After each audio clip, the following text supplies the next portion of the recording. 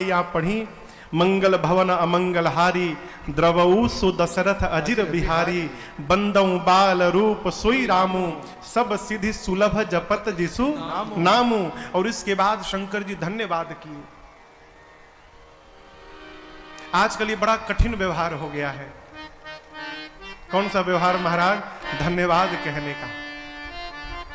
देखिए, घर में छोटे छोटे बच्चे हैं, बेटियां हैं, उनको बचपन से एक बात बताइए कि आप जीवन में जो प्राप्त करना चाहते हैं उसको पहले देने का स्वभाव बनाओ।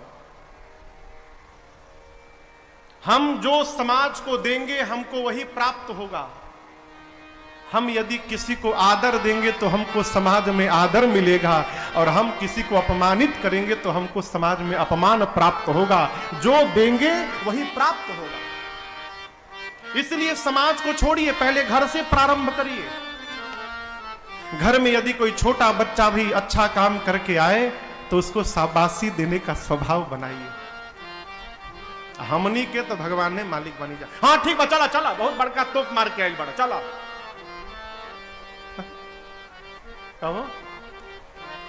हम लोग पूर्वांचल के लोग ना भगवान ने मालिक है हो, है? स्वभाव बनाइए धन्यवाद कहने का, थैंक यू कहने का। यहां दर्शन करिए, भगवान शंकर ने मां पार्वती जी को धन्यवाद कहा और 2 बार कहा। धन्य धन्य गिरिराज कुमारी।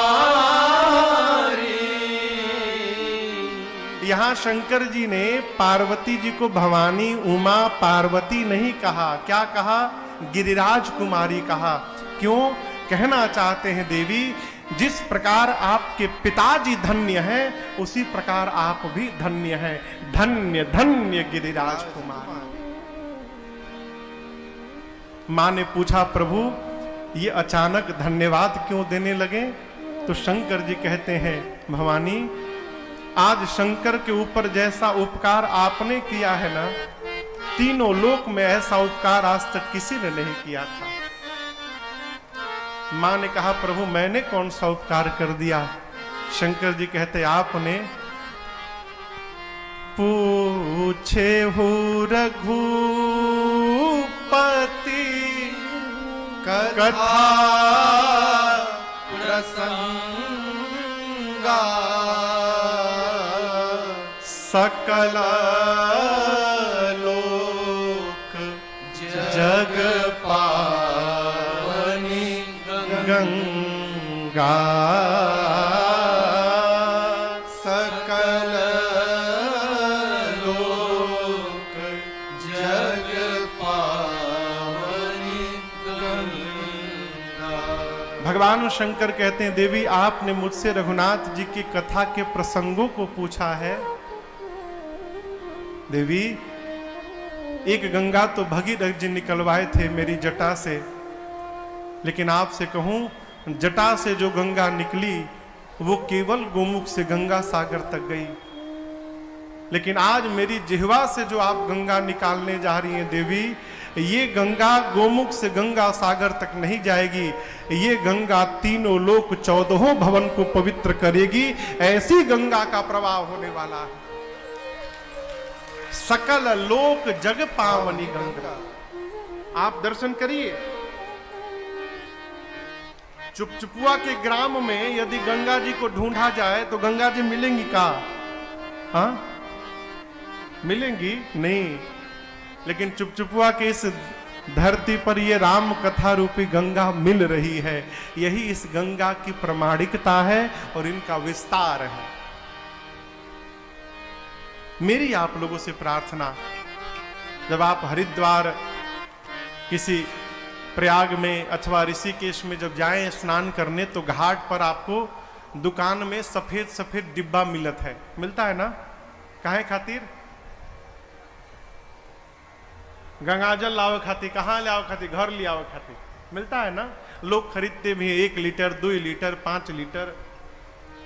लेकिन कभी लेके जहाज से मत आइएगा, एयरपोर्ट पे रुक जाएगा। हमारे एक परिचित हैं, वो गए अहमदाबाद तो वहां बढ़िया बढ़िया डाब मिला।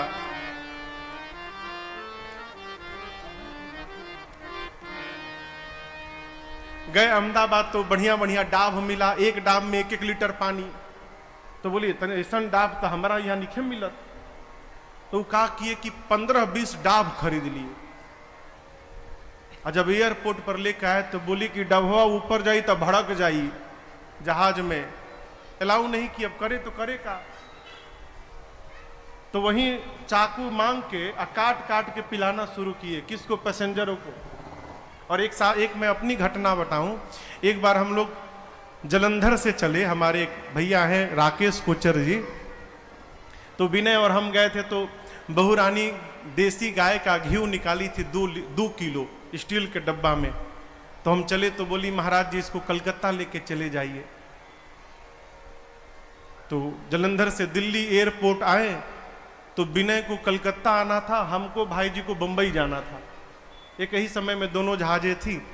तो एक ही साथ एयरपोर्ट में प्रवेश की हम लोग, राजन बाबू।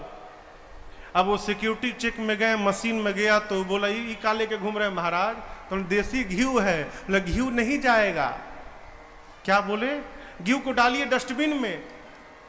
अब हम बोले अरे इतने प्रेम से वो निकाले हैं, अब बताइए घी नहीं जाएगा।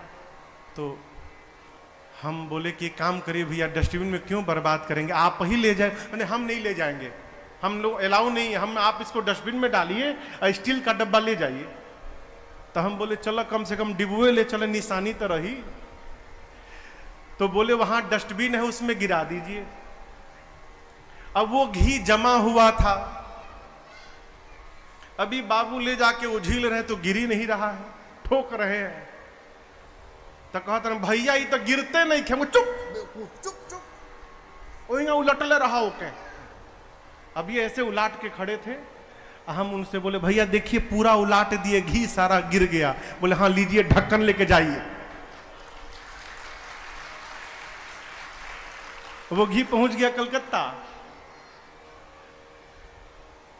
कहने का अर्थ है भाई बाप, आप जब गंगा स्नान करने जाते हैं तो वहां किसी ना किसी पात्र में गंगा जल घर तक ले जाते हैं और अपने घर के लोगों पर छिड़कते हैं। उसी प्रकार मेरी प्रार्थना है, जिस पांडाल में आप आए हैं यहां भी गंगा बही रही है। कौन गंगा? राम कथा गंगा। इस गंगाजल को भी लेकर जाइए। कहां से? अपने दिमाग रूपी पात्र में, मन रूपी पात्र में भर के लेके जाइए और इस कथा के सूत्रों को अपने घर वालों को भी सुनाइए। यही इस कथा का गंगाजल आपके घर पहुंचेगा। ये सरल व्यवहार नहीं है। कथा पंडाल में तो बहुत मन करता है कि हम हेंगा पूजा करें, होंगा करें।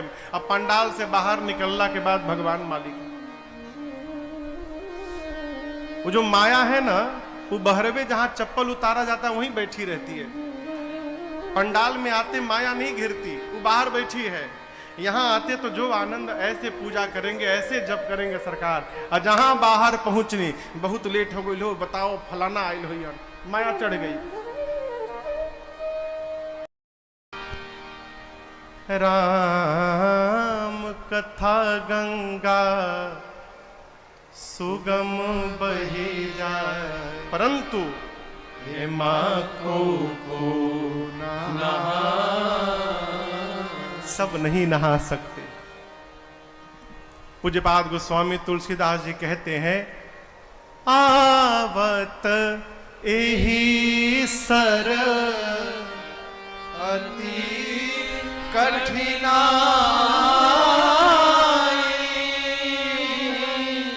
राम कृपा बिनु आई न जाई।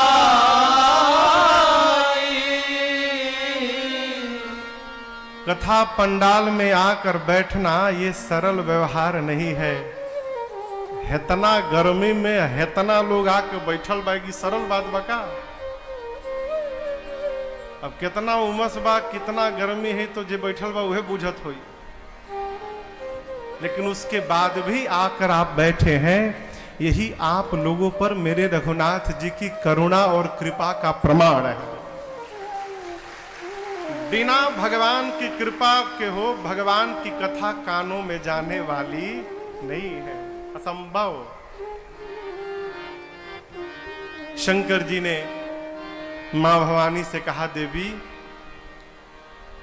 आपने कथा पूछी, मुझे बहुत अच्छी ये बात लगी, लेकिन आपकी एक बात मुझे अच्छी नहीं लगी।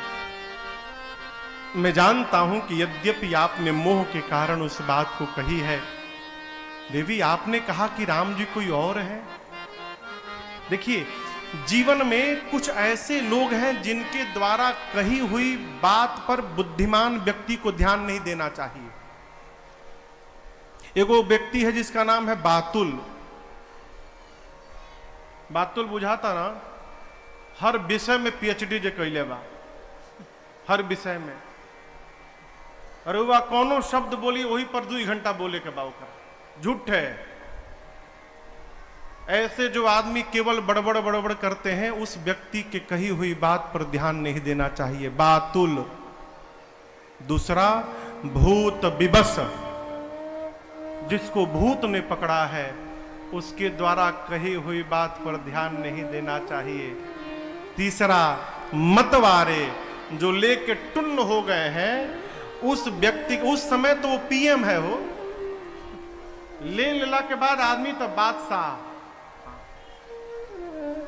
उस व्यक्ति के द्वारा कही हुई बात पर ध्यान नहीं देना चाहिए। और इसके बाद शंकर जी कहते हैं, जिन कृत महामोह मदपाना।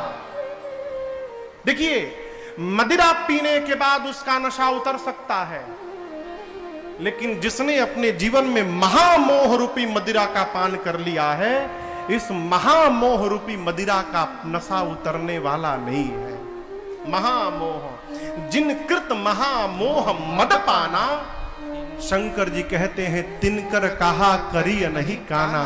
जो मोह में डूब गया है, देखिए मोह क्या है? मोह हमको अपने वास्तविक कर्म से दूर करता है। हमारे चाचा कहते थे, आरे अपने के पहचानी जिरौवा, अपने के पहचानी जिरौवा, पहिले अपने के पहचान जिरौवा, अपने के पहचान। का करे ऐनी इहवा पर, कवन कर्म करतानी जिरौवा, कवन कर्म करता। क्या करने आए थे और क्या कर रहे हैं? इतना ऊपर ऊंचा चढ़ के, ये बतिया बुझाता, इतना ऊपर ऊंचा चढ़ के, यानी दुर्लभम मानुषम देहम, 84 लाख जोनी में सबसे कोई दुर्लभ शरीर है तो मनुष्य का शरीर, ये शरीर मिला। साधक कहता है, इतना ऊंचा, अरे ऊपर चढ़ के अब जनी गढ़ा में फानी जी रौवा, अपने के मनुष्य का शरीर मैला है हो, ऐसा कर्म न किया जाए कि कुकुर बनना पड़े, सुअर बनना पड़े, गधा बनना पड़े। ये गड्ढे में कूदने के समान है। मोह हमको अपने कर्म से विमुख करता है। उदाहरण समझिएगा, आप समझिएगा कि मोह कैसे काम करता है। समाज में जो मोह रूपी मदिरा पीकर बैठा है, उसको कहिए कथा सुनने चलो। कैसन कथा? इजा कथा सुने के टाइम बाद इतना विपद सर कपार पर लदाइल बा, हई करे के बा, हऊ करे के बा, जौन करे आइल बनी उ निखे करे के, एकरा के छोड़ के सब करे के बा। ये मोह का कर्म है। मोह हमारे जीवन के कर्म से हमको विमुख करके और विषय में, संसार में फंसाकर और इस दुर्लभ शरीर को सेतीहे में गंवा देता है। ये मोह का व्यवहार है, और ऐसे व्यक्ति को समझाना भी सरल नहीं है। सरकार, शंकर जी कहते हैं, जिन कृत महामोह मद पाना। यदि आप भक्त हैं तो इस प्रकार के व्यक्ति के द्वारा कही हुई बात पर ध्यान नहीं देना चाहिए। पार्वती, आप इन चारों में से कोई नहीं है। इन चारों की बात पर ध्यान नहीं देना चाहिए, लेकिन आपने कहा है तो आपकी बात पर ध्यान देना चाहिए, क्योंकि आप इनमें से हैं नहीं। आपने कह दिया कि राम जी कोई और है। आप निर्गुण को और सगुण को दो जानती हैं देवी। निर्गुण और सगुण दो नहीं है, दोनों एक हैं। शंकर जी कहते हैं देवी सगुण ही अगुण ही नहीं कछु भेदा।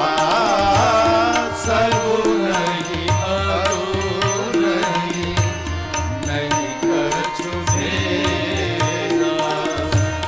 गावहि मुनि पुराण बोध वेदा। गावहि मुनि पुराण बोध वेदा। जो गुण रहित सगुण सोई कैसे। जो गुण रहित सगुण सोई कैसे। जल हिम उपल बिलगुन ही जैसे। जल हिम उपल बिलग नहीं जैसे।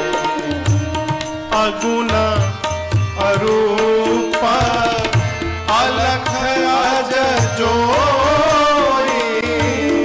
अगुण अरूप अलख अज जोई।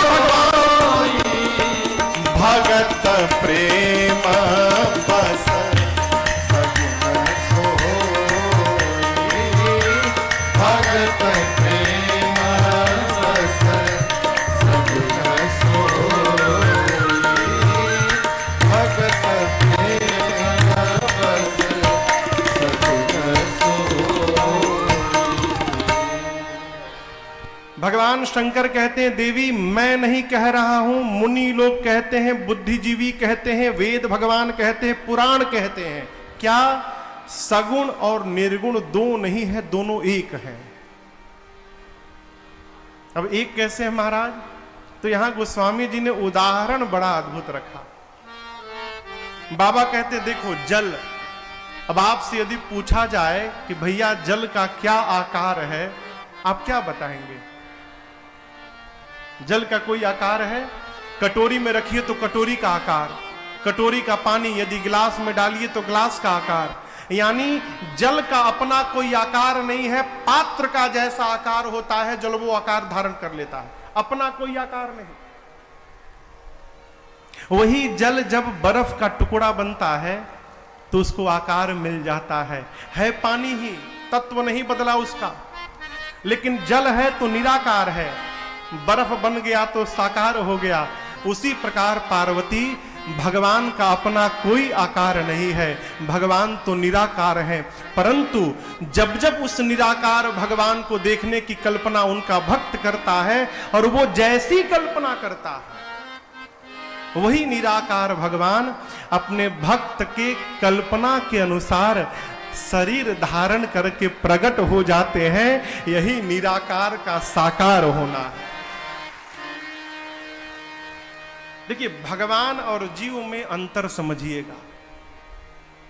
हम और आप निर्णय नहीं कर सकते कि हमको कब आना है और कब जाना है। निर्णय कर सकते हैं क्या? इसलिए हम जीव हैं। और जो इसको निर्णय कर सकता है कि कब जाना है और कब वापस जाना है वही भगवान है। हम और आप निर्णय नहीं कर सकते कि हमारे माई बाप कौन बनेंगे, लेकिन भगवान निर्णय कर सकते हैं कि मैं किसको अपना पिता बनाऊंगा और किसको अपनी माता बनाऊंगा। इसलिए वो भगवान है। भगवान का अपना कोई रूप नहीं है। भगवान आते कब हैं? तो शंकर जी कहते हैं भगत प्रेम बस सगुण सोई। भाई बाप आज भी भगवान आते हैं। दिखाई क्यों नहीं देते महाराज? देखना ही कौन चाहता है, आप ये बताओ। एक प्रश्न पूछूंगा, हो सकता है प्रश्न सुनकर मन को थोड़ा बुरा भी लगे, लेकिन हृदय पर हाथ रखकर बोलिएगा, क्या कभी भगवान को देखने के लिए मंदिर गए हैं? नहीं गए हैं। जब भी मंदिर जाते हैं तो भगवान से मांगने के लिए जाते हैं। और एक बात कहें माई बाप, जिसको हम प्रेम करते हैं ना, उससे मांगते नहीं है, उस पर न्यौछावर करते हैं। अच्छा, यहां पर पवन भैया कहां बैठे हैं? व्यवस्था में लगे हैं। हाँ, अशोक भैया कहां बैठे हैं? दोनों मुख्य यजमान व्यवस्थापक बन गए हैं। कहां बैठे हैं लोग? हाँ हाँ, इधर। अरे बैठ के कथा सुनिए, कहां घूम रहे हैं? सब व्यवस्था हुई। यही तो भ्रम लग रहा है कि हम कर रहे हैं। सब होगा। आप मुख्य यजमान है ना, तो आप बैठेंगे, हिलेंगे नहीं यहां से। काम के लिए दूसरे को लगाइए। हम कहां खातिर बुलाओ तो नहीं यहाँ के? पूछे खातिर। और का पूछे खातिर? हाँ हाँ हाँ, ये हमको याद होगी बात। प्रसंग चल रहा था कि जिसको आप प्रेम करते हैं उससे मांगते नहीं, उस पर लुटाते हैं। हमको कथा करके 1 तारीख को जहाज पकड़ना है गोरखपुर से, साझी खान। तो जाए खातिर गाड़ी मिल जाई? कितना देवे के पड़ी? महाराज गाड़ी जाई तो कुछ लागी ना। देखिए, उदाहरण सामने देता नहीं, हमें ही जा उदाहरणों हो गए, गवाहियों दिवा देनी। यहां व्यवहारिक बात समझिएगा। आपको यदि अपने किसी प्रेमी को कहीं लेकर जाना है, आपके पास यदि धन नहीं है तो आप किसी तीसरे से उधार लेकर जाएंगे, परंतु आप प्रयास करेंगे कि हम जिसको प्रेम करते हैं उसका कुछ खर्च ना होने पावे हमारे रहते। ठीक ना? जिसको आप प्रेम करते हैं उस पर लुटाते हैं, तो भगवान को आप कौन सा प्रेम करते हैं कि जाकर दिन रात मांगते रहते हैं? माई बाप है, ये मांगना बंद करिए। का नहीं मिला है हो, बिना मांगे आप दर्शन करिए, क्या ना मिला है हमको। जब दांतन थे तब दूध दिया, अब दांत दिया तो है अन्न भी दे है। विश्वास में रहिए। मांग बताता है कि हमको विश्वास नहीं है। हमारा मांग बताता है कि हमको भगवान पर विश्वास नहीं है। जहां अविश्वास होता है वहां खुलकर मांगना पड़ता है। छोट लड़का जब अपनी माँ के साथ कहीं जाता है तो बच्चा माँ से नहीं कहता कि माँ मेरी तौलिया रखना, मेरा कपड़ा रखना, मेरा साबुन रखना, हमारा तेल रखना। माँ अपना भले छोड़ दे लेकिन बच्चे का नहीं छोड़ती है। उसी प्रकार जिस दिन आप भगवान पर विश्वास करने लगेंगे ना, मेरे राघव जी आपकी पूरी व्यवस्था करने लगेंगे, आपको सोचना भी नहीं पड़ेगा। अविश्वास है तो हमको मांगना पड़ रहा है, मांगने से बचिए। भगवान प्रेम के कारण आते हैं। एक कथा में आपको सुनाऊं। एक माई थी जिसका नाम था कर्मा बाई। सरकार भक्तमाल में है ना माई की चर्चा। मैंने संतों के मुख से सुना है कि कर्मा बाई मांग मांग के खाती थी। और इसी कलयुग की घटना है। कोई हम आपको त्रेता द्वापर सतयुग की बात नहीं सुना रहे हैं। जिस युग में हम और आप जी रहे हैं इसी युग की बात बता रहा हूं। एक दिन दोपहर में मंदिर में गई कर्मा माई, तो देखा कि पुजारी जी दोपहर में भगवान को भोग लगा रहे थे। तो मन में सोची, प्रभु आप दोपहर तक कुछ खाए नहीं हैं। ये पुजारी जी तो आपको भूखों मार डालेंगे। नाथ, इस मंदिर में तो मैं कुछ नहीं कर सकती हूँ, लेकिन एक काम कर सकती हूँ, कल सुबह सुबह मैं भोजन बना दूंगी आपके लिए, आप आइएगा और कुछ पा लीजिएगा, उसके बाद दोपहर में 56 भोग पाते रहिएगा। बोल के मंदिर से गई और कर्मा जी को विश्वास था कि भगवान आएंगे। सवेरे उठी, नहाई भी नहीं और जाकर पहला काम की कि उसने खिचड़ी बनाया। जैसे खिचड़ी बना के कर्मा माई रखी, दरवाजे पर एक 8 साल का बालक आ गया। कौन था वो? कन्हैया पहुंचे थे वो। 8 वर्ष का एक बालक आया, आकर कहा, मां जल्दी खिला, मुझे भूख लगी है। कर्मा माई ने कहा, बस तुम्हारी ही प्रतीक्षा कर रही थी, आओ। बिठाया, थाल में खिचड़ी परोसा। अब ये क्रम नित्य का बन गया। रोज भगवान सवेरे कर्मा माई के हाथ की खिचड़ी खाने लगे। एक दिन भगवान भोजन करके गए, कर्मा माई सवेरे सवेरे बर्तन साफ कर रही थी, तो एक महात्मा गुजरे, तो देखकर बोले, अरे माई, इतनी सवेरे सवेरे तुम भोजन कर ली? बोली, मैं नहीं करती हूं ना, वो कन्हैया आता है भोजन करने सुबह सुबह। तो महात्मा बोले, हाँ बड़का भक्तिन तू भइल बड़ू, भगवान को और कोई जगह नहीं मिला, तुम्हारे घर भगवान भोजन करने आएंगे और तुम भगवान को ऐसे भोजन कराती हो? स्वयं अब तक स्नान नहीं की हो, तुम्हारा आंग गंदा है और ऐसे भगवान को भोजन कराती हो? कर्मा माई संत के चरणों में गिर गई, कही, प्रभु मुझे कुछ पता नहीं है, कैसे भोजन कराना चाहिए? संत ने कहा, पहले तुम शुद्ध हो, स्नान करो, आंगन को निर्मल करो, झाड़ू पोछा लगाओ, बर्तनों को साफ करो और शुद्ध होकर भोजन बनाओ, फिर भगवान को भोग लगाओ। बोली, कल ऐसे ही करूंगी। अगले दिन लगी सफाई करने। अभी सफाई नहा करके बैठी, तब तक भगवान के आने का समय आ गया। भगवान पहुंच गए। माई भोजन कराओ। मां बोली, आज तो बनाई नहीं, महात्मा हमको भटका के रख दिए, सारा समय समाप्त हो गया, अभी बनाती हूं। जल्दी जल्दी बनाई। गरम गरम खिचड़ी ठाकुर जी को थाली में दी। अभी कन्हैया थोड़ा ही पाए थे माई बाप, तब तक उधर मंदिर में पुजारी जी मंदिर का द्वार पट खोलने के लिए घंटा बजाने लगे। अब भगवान देखे कि मैं तो मंदिर छोड़ के यहां आया हूं, अब पुजारी जी मंदिर का घंटा बजा रहे हैं। भगवान खिचड़ी आधा छोड़ के भगे वहां से बिना कुछ बताए। और जानते हैं आप, जब पुजारी जी ने मंदिर का गेट खोला ना, तो पाया कि जो भगवान का श्री विग्रह है, उस मूर्ति के मुख पे और भगवान के दाहिने हाथ पर खिचड़ी लगा हुआ था। भगवान बिना हाथ धोए चले गए थे वो, और खिचड़ी से भाप निकल रही थी, गरम गरम खिचड़ी। पुजारी जी की मति चकरा गई, ये हुआ कैसे?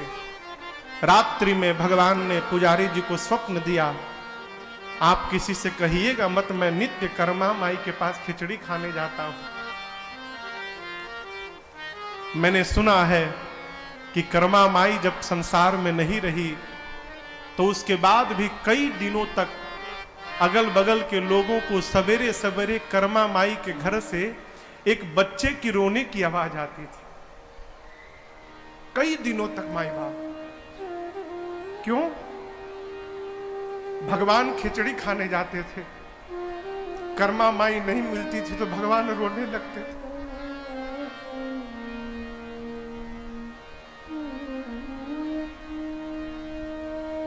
यदि भगवान कर्मा के घर आ सकते हैं, तो वो भगवान हमारे आपके घर क्यों नहीं आते हैं? इसका विचार हमको आपको स्वयं को करना चाहिए। इसलिए नहीं आते कि हम भगवान से प्रेम नहीं करते हैं, हम हमेशा भगवान से व्यापार करते हैं। हमारा काम हो गए तो 100 किलो लड्डू चढ़ाएं, नहीं हुआ तो देखने भी नहीं आएंगे। ये प्रेम है? आप दर्शन करो, ये प्रेम है? भगवान तो आज भी आने के लिए तैयार है, लेकिन भगवान को बुला ही कौन रहा है? कोई नहीं बुला रहा। इसलिए मेरी प्रार्थना है आप लोगों से, भगवान को प्रेम करना प्रारंभ करिए। एक शिष्य ने अपने सदगुरु से जाकर पूछा, गुरुजी हम भक्ति करना चाहते हैं, क्या करें कि हमारे जीवन की भक्ति प्रारंभ हो जाए? गुरुजी ने प्रश्न किया कि तुम्हारे घर में कितने लोग हैं? उसने कहा 4 लोग हैं, मैं हूं, मेरी पत्नी है, मेरा बेटा है और मेरी बेटी है। हम लोग घर में 4 लोग हैं गुरुजी। गुरुजी ने कहा आज से 5 कहना प्रारंभ कर दो। कितना? 5। पूछा गुरुजी हम लोग तो 4 ही लोग हैं, 5वां कौन है? गुरुजी बोले तुम्हारे घर में बैठे तुम्हारे भगवान 5वें हैं। आज से कहो कि हम 5 लोग हैं। आज तक तुम अपना जन्मदिन मनाते थे, अपनी पत्नी का मनाते थे, अपने बेटे और अपनी बेटी का मनाते थे, लेकिन कल से अपने घर के भगवान का भी जन्मदिन मनाना प्रारंभ करो। आज तक तुम्हारे घर में 4 लोगों का भोजन बनता था, लेकिन कल से 5 लोगों का बनाना प्रारंभ करो। आज तक तुम अपने घर के 3 लोगों के लिए समय निकालते थे, कल से 4थे के लिए भी समय निकालना प्रारंभ करो। यही तुम्हारे जीवन की भक्ति प्रारंभ हो गई। आप अपनों के साथ जैसे जीते हैं माई बाप, यदि उसी प्रकार आप भगवान के साथ जीने लगेंगे ना, तो मैं कहता हूं आज नहीं, इस जन्म में नहीं, लेकिन कहियो न कहियो आपको भगवान का दर्शन अवश्य प्राप्त होगा। आप करके तो देखिए।